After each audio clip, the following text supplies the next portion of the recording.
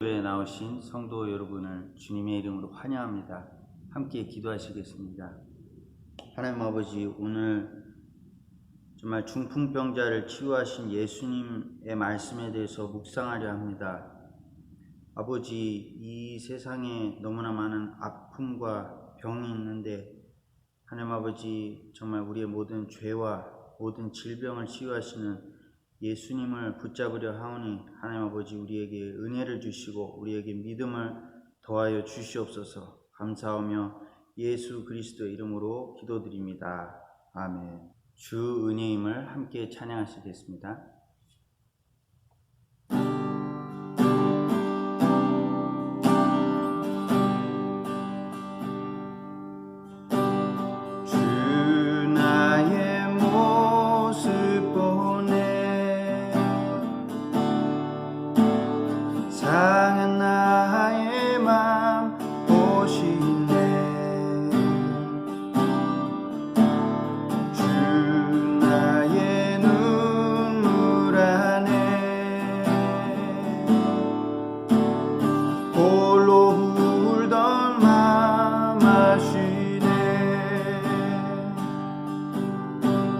세상 소망 다 사라져가도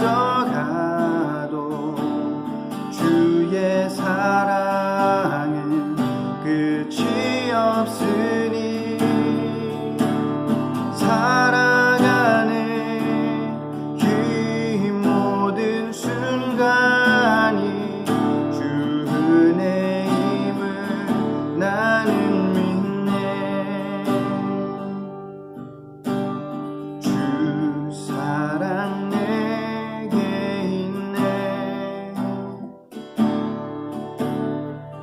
사랑이 날 채우네.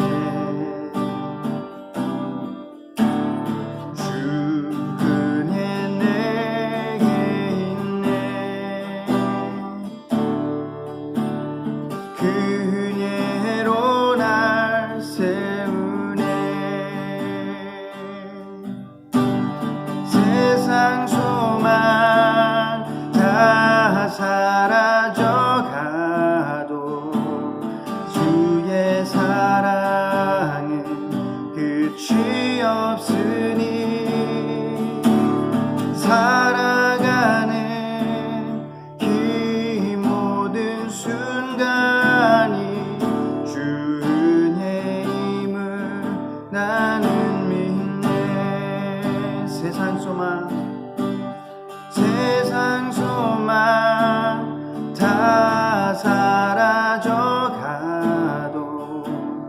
주의 사랑은 끝이 없으니 살아가는 이 모든 순간이 주 은혜임을 나는 믿네. 살아가는 이 모든 순간이 주 은혜임을 나는 믿네.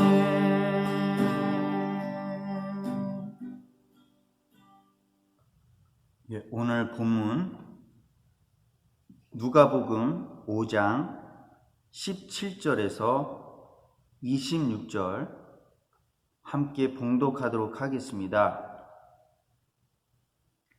어느 날 예수께서 가르치시는데 갈릴리 및 유대의 모든 마을과 예루살렘에서 온 바리새파 사람들과 율법 교사들이 둘러 앉아 있었다.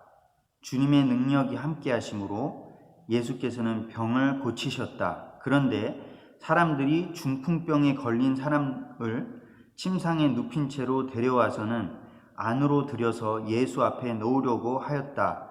그러나 무리 때문에 그를 안으로 들여놓을 길이 없어서 지붕으로 올라가서 기와를 벗겨 그 자리를 뚫고 그 병자를 침상에 누인 채 무리 한가운데로 예수 앞에 달아내렸다. 예수께서 그들의 믿음을 보시고 말씀하셨다. 이 사람아, 내 죄가 용서받았다. 그래서 율법 학자들과 바리새파 사람들이 말하기를 하나님을 모독하는 말을 하다니 이 사람은 누구인가? 하나님 한 분밖에 누가 죄를 용서할 수 있는가 하면서 의아하게 생각하기 시작하였다. 예수께서는 그들의 생각을 알아채시고 말씀하셨다. 어찌하여 너희는 마음속으로 의아하게 생각하느냐? 내 죄가 용서받았다 하고 말하는 것과 일어나서 걸어가거라 하고 말하는 것 가운데서 어느 쪽이 더 말하기가 쉬우냐? 그러나 너희는 인자가 땅에서 죄를 용서하는 권세를 가지고 있음을 알아야 한다. 그리고 예수께서 중풍병 환자에게 말씀하셨다. 내가 너에게 말한다. 일어나서 내 침상을 치워들고 내 집으로 가거라. 그러자 곧 그는 사람들 앞에서 일어나 자기가 누웠던 침상을 거두어 들고 하나님을 찬양하면서 집으로 갔다. 사람들은 모두 놀라서 하나님을 찬양하였으며 두려움에 차서 말하였다. 우리는 오늘 신기한 일을 보았다. 아멘. 전 세계가 아파하고 있습니다. 코로나라는 바이러스 때문에 전 세계가 동시적으로 같은 아픔을 경험하고 있습니다. 하지만 사실 질병과 아픔은 오래전부터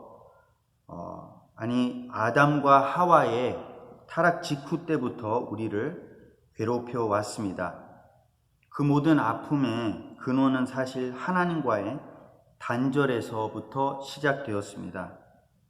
하지만 그리스도인에게는 소망이 있습니다.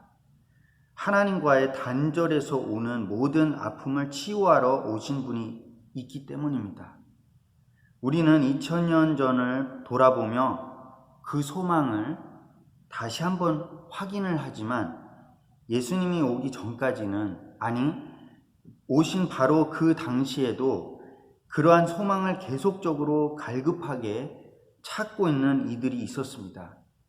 하나님과의 단절된 세상에 존재하는 모든 아픔과 죄를 치유하고 고칠 분이 아직까지 등장하지 않았기 때문입니다.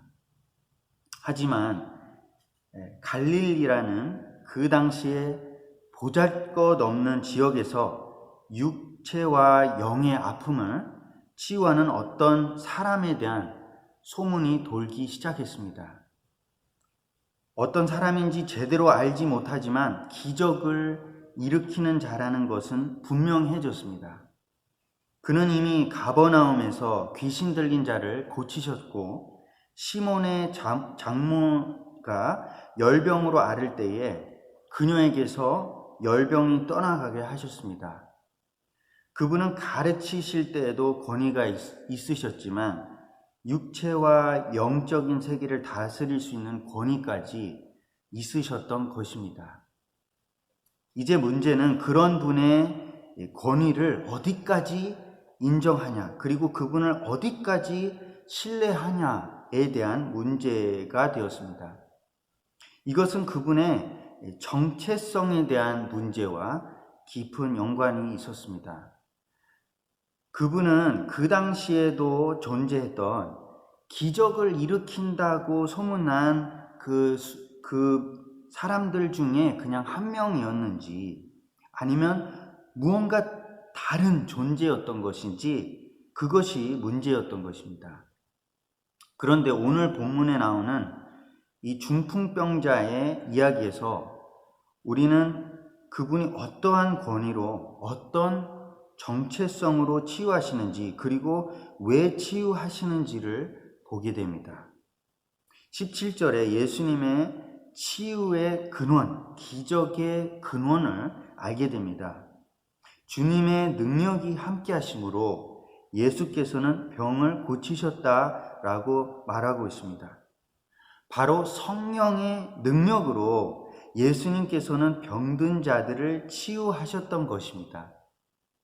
성령님께서는 생명을 불어넣으시는 분이십니다.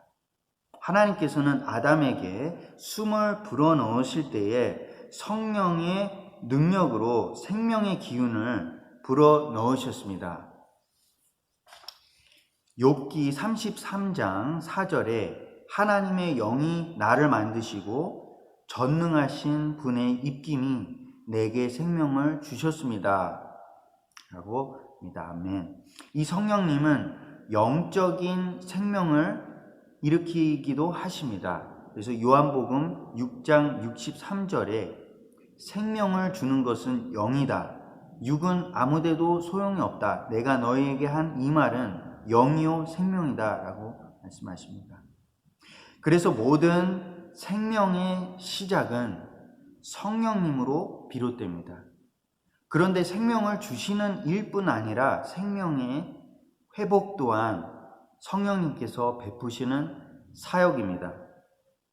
예수님께서는 하나님의 아들로서 성령의 능력을 한없이 받아 바로 이러한 성령의 충만한 능력으로 기적을 베푸시고 병든 자를 치유하셨던 것입니다.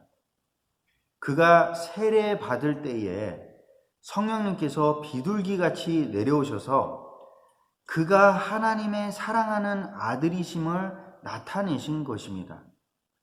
그러한 하나님의 아들로서의 권위와 성령님의 능력으로 예수님께서는 공생의 사역 기간 동안 치유하셨던 것입니다.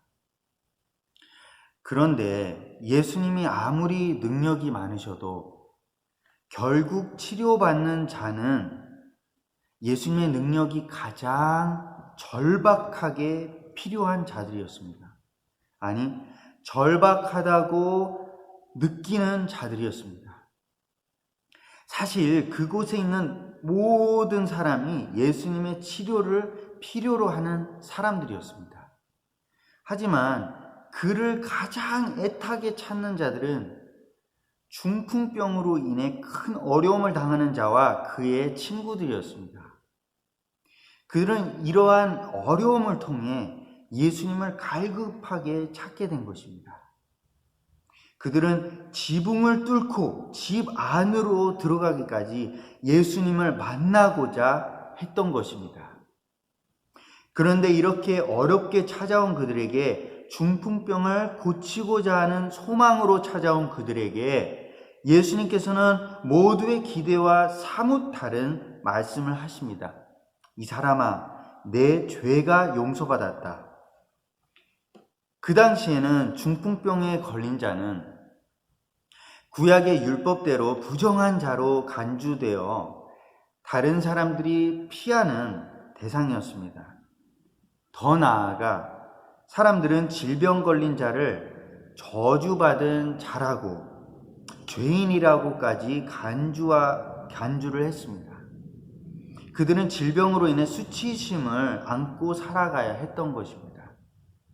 그러한 천대를 받는 중풍병자에게 예수님은 모두 앞에서 그의 죄가 용서받았다고 하신 것입니다. 예수님은 이 땅에 단지 육체의 질병만을 치유하러 오신 분이 아닙니다. 그분은 가장 큰 질병 중의 질병인 죄를 치유하시기 위해 오신 분이셨습니다. 그가 바로 하나님의 아들로서 죄인들을 구하기 위해 오셨다는 것을 말하는 것이었습니다. 하지만 이 말에 대해 반발하는 자들이 있었습니다. 바로 율법 학자들과 바리새파 사람들이었습니다.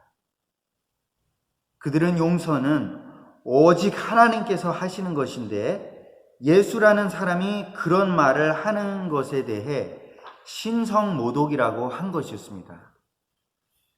그들은 인간이 다른 인간을 향해 죄를 용서한다는 말을 하는 것을 도저히 받아들일 수가 없었습니다. 사실 그들에게는 죄가 용서된다는 것이 낯선 개념이었습니다.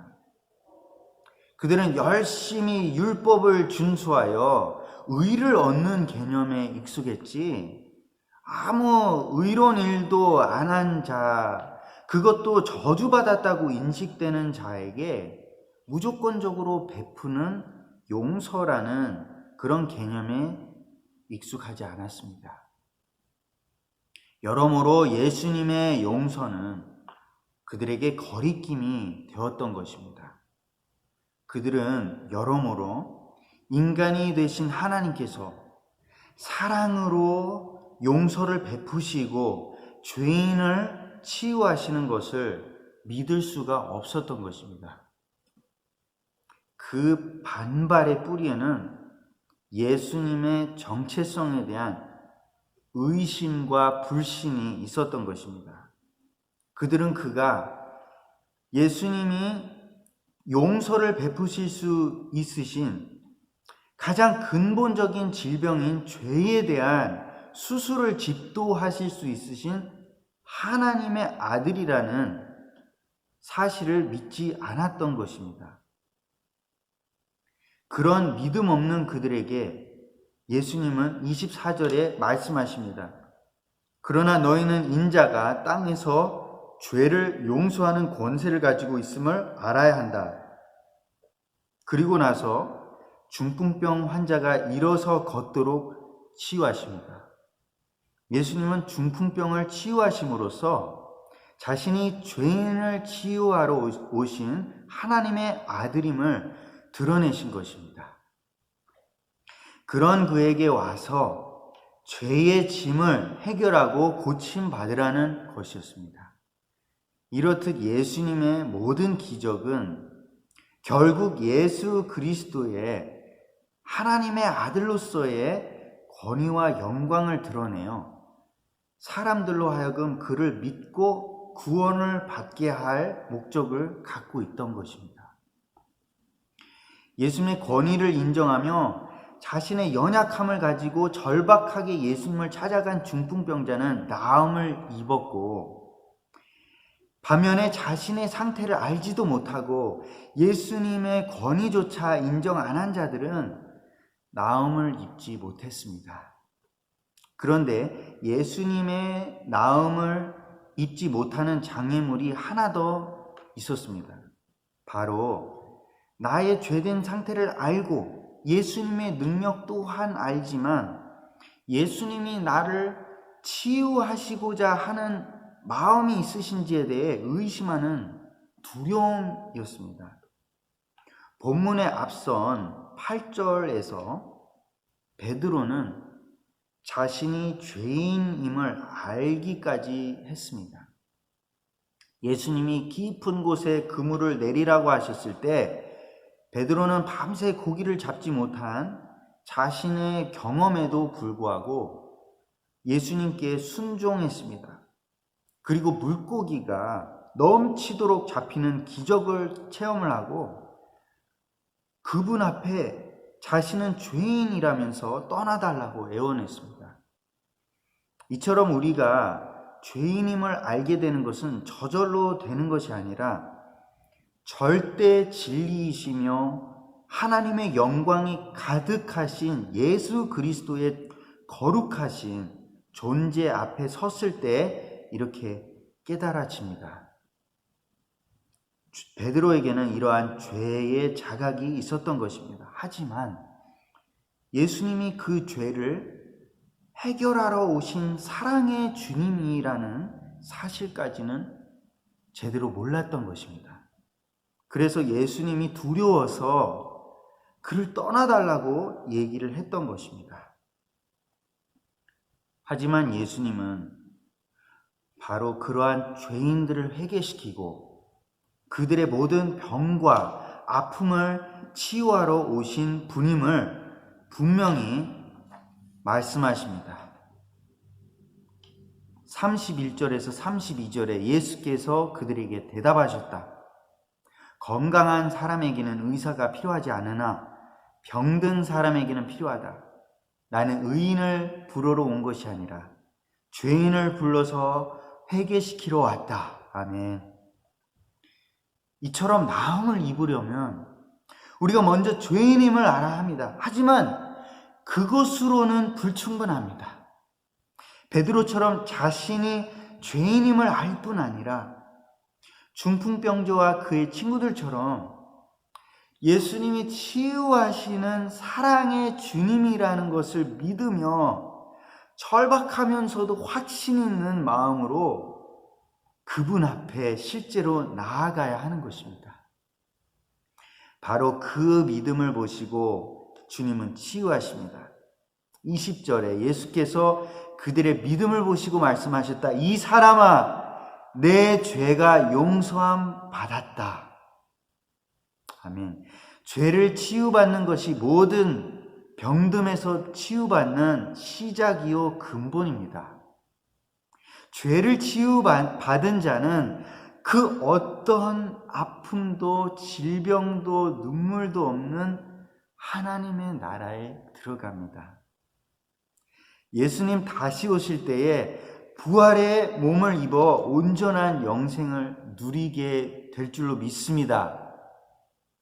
중풍병자는 영원히 회복될 뿐 아니라 몸도 회복되는 온전한 구원을 경험했습니다. 우리 또한 죄를 용서함 받음은 곧 있어 어떤 병도 없는 온전한 하나님 나라를 경험하게 될 줄로 믿습니다.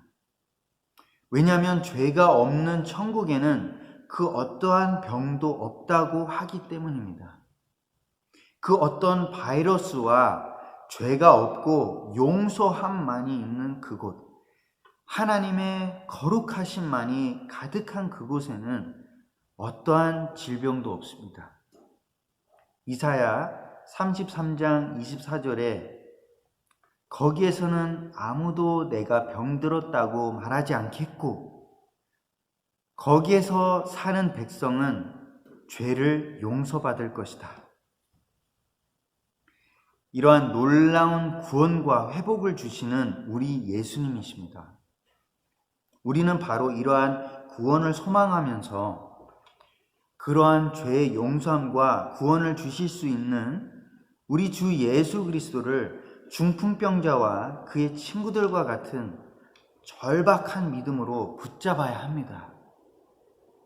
그리스도를 믿는데 방해되는 것이 너무 많아 그를 만나기 힘들지라도 사람들이 수치스럽게 볼지라도 그 모든 시선을 뒤로 한 채 지붕에 구멍이라도 뚫는 심정으로 어떻게든 그리스도를 만나고자 해야 합니다. 그러한 믿음을 가진 자에게 그리스도께서는 반드시 은혜를 베푸시고 죄 용서하심을 주시고 그와 함께 곧 모든 것을 주실 것입니다. 이렇게 구원받은 자는 또 다른 하나님의 구원 역사에 쓰임 받습니다. 죄인을 구하러 오신 것은 그를 온전케 하여 제자 삼아 다른 이들을 또다시 낚는 어부가 되게 하려는 것입니다.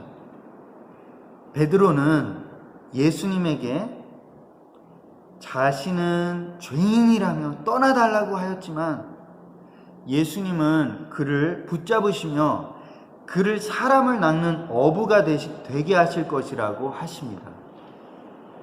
죄인에서 사람을 낚는 예수님의 제자로 우리의 신분은 완전히 그의 은혜로 변화된 것입니다. 우리가 다른 사람을 그리스도께로 데려가는 것은 우리가 이미 예수님으로 인한 구원을 경험하였기 때문입니다. 구원을 아는 자는 찬양이 있어야 합니다. 25절에 나음받은 중풍병자는 감격에 겨워 하나님께 찬양을 합니다. 그러자 26절에 그를 본 자들이 하나님을 찬양하며 그에게 영광 돌립니다. 우리는 남에게 복음을 전할 때 그러한 기쁨과 찬양이 있는지 한번 돌아보시기 바랍니다. 그리고 부족하다면 구원의 기쁨을 회복시켜 달라고 기도하며 그 기쁨을 온전히 알고 누리며 흘러 넘치는 가운데 남에게 이 구원을 전해야 할 것입니다. 하지만 복음을 전할 때에 기쁨과 동시에 우리에게는 절박함이 있어야 합니다. 마치 중풍병자의 친구들이 처음에 지붕을 뚫기까지 친구를 예수님에게로 인도한 것처럼 우리는 우리 주변의 이웃을 예수님께 소개하고자 하는 구원에 대한 절박함을 가져야 합니다. 구원의 기쁨과 절박함의 마음으로 복음을 전합시다.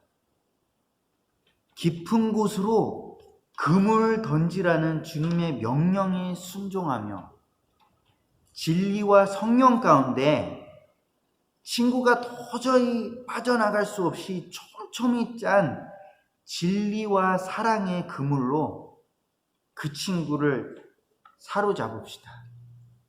중풍병자들이 그러한 사랑의 침상에 친구를 뉘어 예수님께로 데려와 구원의 역사를 보았듯이 우리도 진리와 사랑으로 짠 그물로 우리의 친구들을 예수님께로 데려오면 그분이 친히 우리 모두의 믿음을 보시고 긍휼히 여기셔서 그 친구를 구원해 주실 줄로 믿습니다. 기도하겠습니다.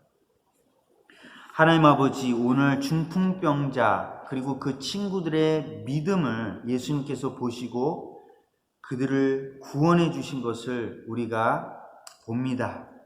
하나님 아버지, 우리가 죄인임을 알고 예수님의 권위를 알고 그뿐 아니라 예수님께서는 우리를 치유하시고자 하시는 사랑의 주님, 사랑의 의사라는 것을 우리가 굳게 믿고 나아가며 예수님께 나음을 입게 해주십시오.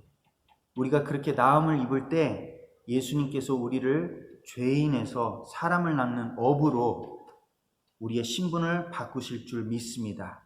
그러한 역사를 우리 모두에게 허락해 주실 줄 믿습니다. 감사하며 예수 그리스도의 이름으로 기도드립니다. 아멘. 우리 주기도문으로 수요 예배 마치도록 하겠습니다.